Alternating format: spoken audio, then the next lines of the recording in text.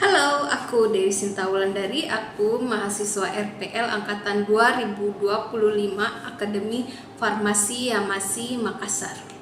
2000 years later. Kali ini aku akan membahas tentang pedoman produk bahan alam.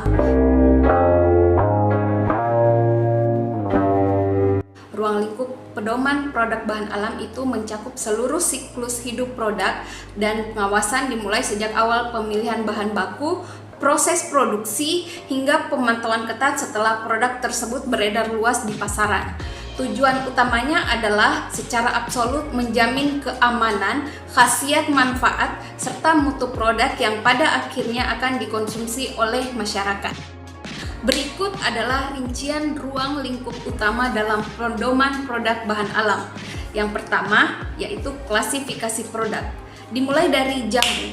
Jamu berkhasiat secara empiris atau turun-temurun dari generasi ke generasi. Tidak heran jika 65% masyarakat Indonesia atau sebagian besar masyarakat Indonesia masih menggunakan jamu sebagai obat alternatif.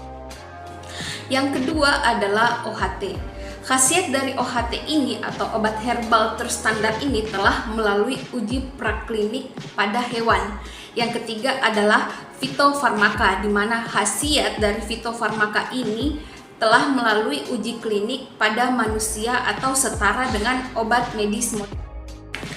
Ini adalah proporsi klasifikasi di pasaran, di mana sebagian besar produk adalah jamu yang didasarkan pada turun-temurun, sementara OHT dan fitofarmaka membutuhkan pembuktian sains yang lebih ketat, di mana jamu masih banyak digunakan oleh masyarakat Indonesia karena telah diwariskan secara turun-temurun.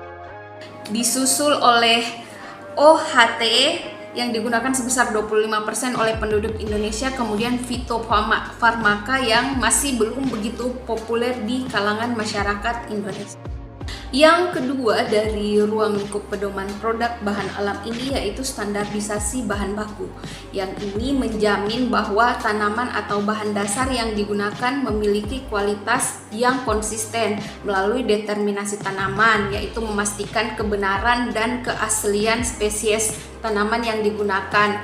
Yang kedua adalah cara budidaya yang baik atau GAP, menerapkan standar penanaman dan pemanenan yang benar. Yang ketiga parameter spesifik, yaitu memantau kadar zat aktif, kadar sari yang larut dalam air atau etanol. Yang keempat yaitu parameter non spesifik, di mana mengukur kadar air, abu, dan menetapkan batas aman cemaran logam.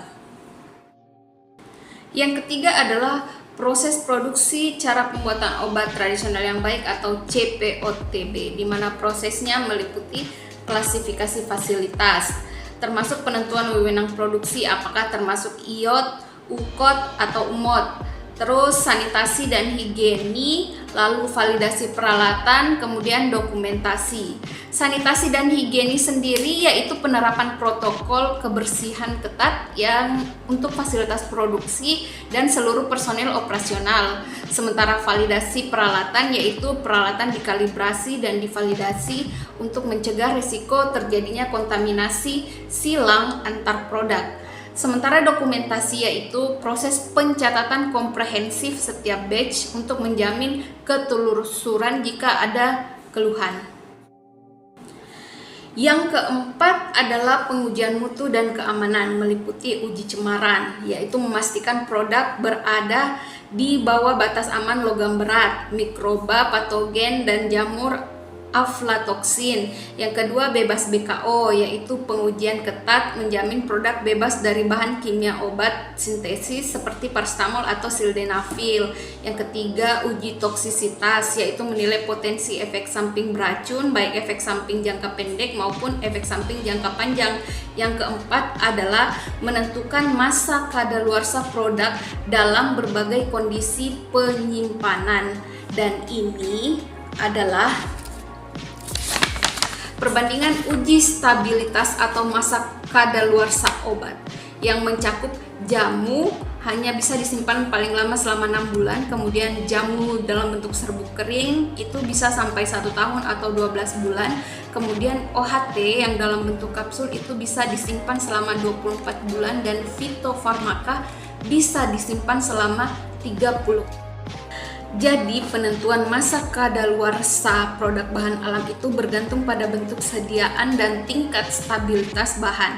Sediaan ekstra klinis umumnya lebih stabil daripada sediaan cair tradisional.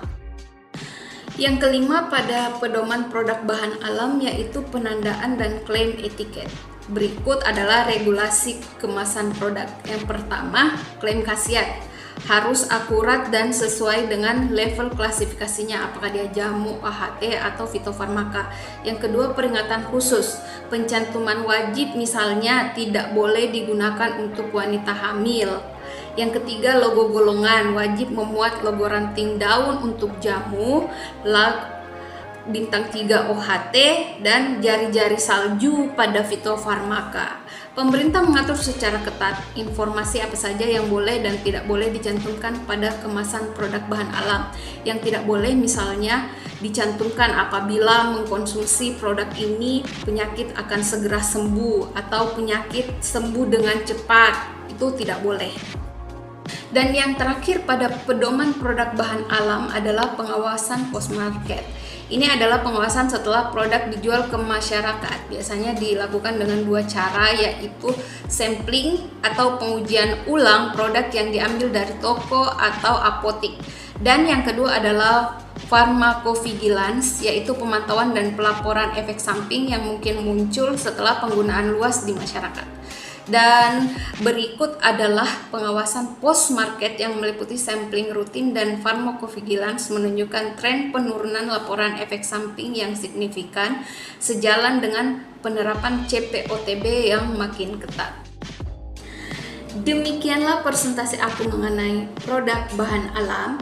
Presentasi ini dibuat sebagai bahan tugas untuk mata kuliah produk bahan alam. Aku dengan sangat meminta saran dan kritik kalian yang membangun tentu saja.